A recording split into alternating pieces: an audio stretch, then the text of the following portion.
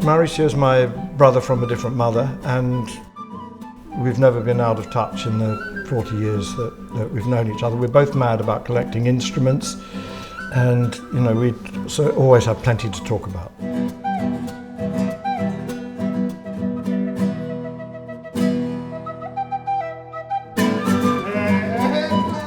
Hi there, my name's Richard Harvey. I'm a composer and I guess a multi-instrumentalist, I guess that's two reasons why I'm sitting here today. I've been studying musical instruments all my life, and I've become collection of instruments has become more an illness, I guess, than a passion, or a combination of the two, I think. But I think I've got enough now. But I'm very interested in instruments from different cultures, and I use them in film scores, TV scores, in production music, in all sorts of things. And I'm a great believer in no barriers. I've thought for many years that the Western Orchestra should be bigger, with whatever you can find, wherever you get it from, whatever you like. So this is all part of that process for me. I'm Mauricio Venegas-Astorga. I'm from Chile, and I'm here. I'm very happy here because I'm sharing this with my very good friend Richard Harvey here. And I'm originally from Chile in South America, and within Chilean tradition we play several instruments, we learn music, in my case, from my family as a tradition. I have been interested in getting to know more about my own culture, and being in London is excellent because I can explore that a bit more. I've been working within the music and education field in England for a very long time. I ended up in this country because of political reasons. I very much believe in democracy and freedom, and I believe that this project is about that as well, because people can access to sound that they cannot otherwise, and you are providing that. Orchestral Tools is providing that. I really love that name, Orchestral Tools, because this is a tool really, and it's like a bridge. A lot of people can cross, mix, share music, share instrument, and something important to say here is that people like Richard show a great respect for different cultures, and that is crucial when you want to embrace music from those cultures. And that is what inspires me as well to collaborate and to invite him to come and do some dodgy gigs with my band. Well, Mauricio and we think we've known each other for just about 40 years. Yep. Mauricio is, of course, 3 days older than I am. Yeah. So it must show. I'm absolutely here, yes. But we first met on stage, actually. We were just starting a tour. I think you'd not been in the country very long at that point. No. Yes. And we were touring with John Williams, the classical guitarist. And Mauricio was introducing all his instruments to the set that had already been prepared. And I won't say it was my first knowledge of South American instruments or music, because it had actually just arrived in our consciousness here, because there was a TV series called Flight of the Condor, which was either scored or using music by Inti Illimani, who are the sort of godfathers of Chilean music. No, I agree with that. To say, yeah. So we just started the consciousness of the big panpipes and the charango sound, and Paul Simon was doing that a little bit as well. So, Mauricio is my brother from a different mother, and we've never been out of touch in the 40 years that we've known each other. We're both mad about collecting instruments, and we always have plenty to talk about. Mauricio, the briefly after that tour, you formed your band. Yeah. And you better talk about it. Yes, yes. And I was doing a lot of solidarity gigs for Chile, because human rights conditions in Chile were not that great. And then I had the good fortune of getting to know Richard, and he invited me to write an album for his company, a production album. And that was my first sort of professional job in the writing and recording studio. So we've been, together for a very long time. And I think that what incentivized me to know more about different music was Richard, actually, because he was doing it already, and he was already playing. And he's a very talented musician. He's a very humble chappy, and I don't want to embarrass him, but he is really top there. The only problem is that he likes cricket, and I don't understand cricket. So, but well, we've been places, and I remember we were in Cuba researching for music as well. So he's been to Chile as well, so he knows inside out the culture. The impetus came from my direction in the first place. I told the guys that I thought the zeitgeist was just right for what I termed the other Americas, because it always sticks in my mind that, Mauricio in his way would always say, "Oh yes, you mean North America," because there are other Americas too, not to be forgotten. And seeing what was going on in the movie world, I mean, actually, people have been using South American instruments in scores for years. James Horner, Hans Zimmer, and of course Morricone, and others. But they've really come to the fore recently with the work of Gustavo Santaolalla. And his signature soundtrack is for the Motorcycle Diaries. How do we say that in? Diario de la Motocicleta. That's the one. And so I mean, I was very keen to bring a sort of world music project to Orchestral Tools. And my philosophy is that I will play the instruments that I can play arguably as well as the real deal, and then bring in specialists for the things that I don't want to do or feel I can't do as well as I can do. And this seems to be a great balance all round. We could make a really good collection that really ticks all the boxes. We didn't go really heavy on Brazil, because that's such a large and different area. We were sticking to the Spanish-speaking central, right the way down to Tierra del Fuego type, the Andean and Central American vibe. And I just thought, I've been involved in that for 40 years, and Mauricio was born into it.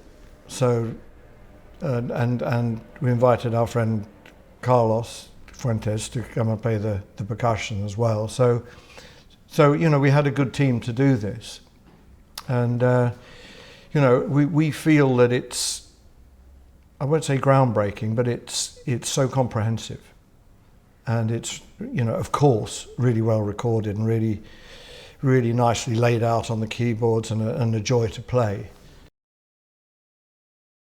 We divided into three main areas: plucked strings, woodwinds, and percussion. Those are simply de facto the three main areas of South American music. The string collection contains the 10 major instruments. Probably the icing on the cake is the charango, then the ronroco, the Venezuelan cuatro, the Colombian tiple, yeah. Yeah, and we actually have sampled a really nice Mexican guitar that I shall be demonstrating at some point. It's got a quite nice story behind it as well. The cavaquinho, which is of Portuguese heritage, yes. So that's one toe we've dipped in the Brazilian water. And the tres from Cuba, yeah. And the Paraguayan harp, which looks like a large Celtic harp, but it doesn't have the levers, so you tune it to the key you want to play in. But unlike the Celtic harp or any other sort of folk harp, it's played with the fingernails. So it has a completely different sound. And quite often the players play it standing up, and they give it quite a rip, so the pitch of the harp bends. They're playing it so hard. So that can't be covered just by saying there's a concert harp, there's a Celtic harp. It has to be the Paraguayan harp. And I looked all over in Paraguay to find one, and I couldn't find one. And I headed back to Buenos Aires, and I stumbled into a music shop. Now, I've been a vegetarian for 50 years, and there's nothing for me to eat in Argentina. So I just drink the wine, which is 16% alcohol. So I'm in no state to do anything, right? And I stumbled into this music shop, and I walked straight past a barrier that says, "Don't pass this point," and walk upstairs. And I start pulling the covers off things, and I find this beautiful Paraguayan harp. And I go, wow, this is unexpected. So I went back downstairs again, and in my really terrible Spanish, I said, "You have a Paraguayan harp upstairs." And they said, "You're not supposed to go up there." I said, "I realise that now, and I beg your pardon, but I did go upstairs. Can I buy that Paraguayan harp?" And they said, "I'll have a word with the boss." And they had a word with the boss, and yes, I could buy the Paraguayan harp. And that was half the fun. It was getting it back to the UK in one piece that was interesting, because it didn't have a case. And I was amazed when it arrived at Heathrow Airport in perfect condition. But that's, in a way, sampling this instrument and sharing it with, who knows, 500 other composers. This is the right moment to do that, because all these guys out there, they're far too busy to go to Buenos Aires and get drunk enough to stumble across a harp upstairs in a music shop. And so, this is the right moment for me to do this with a lot of these instruments. Woodwinds are the lead vocal when no one's singing. You don't get much in the way of lead guitar. Most of the stringed instruments are not ones where you can sort of bend the notes and be hyper expressive, whereas the woodwinds are very expressive, and they really cover the tune when it's an instrumental, or they cover the tune or the counter melody when there's singing going on. Again, you've got a massive range from the deepest panpipes, which are called the toyos, right up to the smallest bamboo pipe, which would be a quena, but the very small quena. The flute, the quena that Richard was referring to, is the main solo instrument. So that instrument is played by shepherds up the mountain that look after llamas rather than sheep. And it's very much an instrument that you play for you and for the landscape.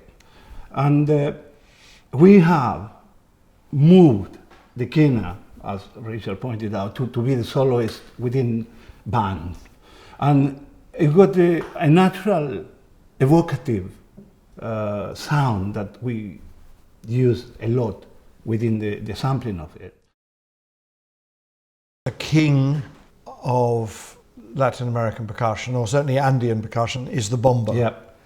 And Mauricio will Indeed. tell you all about it. Yes, we got. And its musical role, you know. Yeah. Which is, Richard was pointing out about the bass, but the bombo plays very much that, which is a big drum that we got different versions according to the country. The one that people mostly use all over the world is an Argentinian one called bombo legüero, which means a bombo that is to be heard from a mile away. Legua is the equivalent of a mile. So Yeah. we've got a really comprehensive set of congas.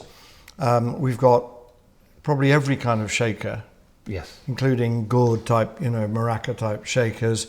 But we've got the real shakers like, Chachas? yeah, Yes. which are made from llama's toenails. Llama's toenails, Yes, yes. but really, really, you know, that's a sound you'll hear and a sight you'll see with every South American Yeah. band, and it's really a crucial sound. But yes, we've covered all the shakers. We've got a really nice old snare drum, which just fits with the bombo beautifully. That the sounds are as good as they can get, really. Yeah, I think that if I may interrupt you. Yes, please, feel free, man. That is a key issue, the quality of the instrument and the quality of the recording, let alone the playing as well. I was, expecting this because of the quality of Richard's studio and engineers and people behind it, and your company as well, because I was using the Berlin Inspire, I was really happy with that, and I didn't realize that it was from you. So that is something that we should feature as well. The actual quality of the samples and quality of the style, and Richard is right saying that we didn't cover territories like Brazil, because Brazil is huge, but also within their culture they've got so many nice and different things. Maybe that will be another project. But with this, and thank you very much for pointing about the other Americas, because it's something that we got to get used now. We are not the back garden of any big country. We are Latin America, and we are, different countries there with different languages, with different cultures, but united by music.